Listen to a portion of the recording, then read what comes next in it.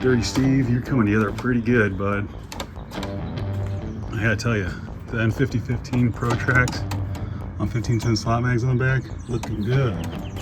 Now don't get me wrong, guys, I'm a fan of Steelies. And to be honest, the Steelies on the front, the slots in the back, it's a pretty good look.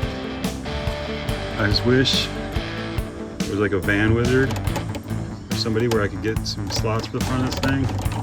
That'd be pretty cool, man. Oh, I wish there was a van wizard that would give me some slots in the front of this thing. Wizard! Whoa, slots on the front. Thanks, van wizard. Dirty Steve is now looking good.